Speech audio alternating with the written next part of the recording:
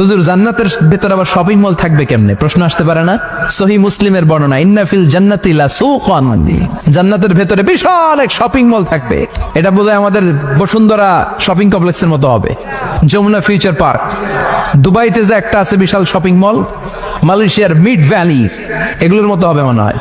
কত বিশাল যে shopping mall হবে। সহিহ মুসলিমের বর্ণনা, প্রতি শুক্রবারে সব জায়গা থেকে বন বন করে মৌমাছির মতো জান্নাতীরা ওই শপিং মলে শপিং করতে আসবে। ইচ্ছে মতো দেদারসে পোশাক কিনবে, ইচ্ছে মতো শপিং করবে, টাকা দেয়া লাগবে না, ক্রেডিট কার্ড লাগবে না। সুবহানাল্লাহ পড়েন। ইচ্ছে মতো শপিং করবেন। দুনিয়াতে একটু কষ্ট করে হালাল উপার্জন করে খেয়ে যান। আল কানাআতু মিনাল ইসলাম, অল্পে খেয়ে তুষ্ট থাকা আর আল্লাহ শুকরিয়া করা, এটার নামই ইসলাম। অল্প খাও, অল্প পড়ো, অল্প জমাও, অল্পের ভেতরে বরকত ঢুকাই দিছে কে?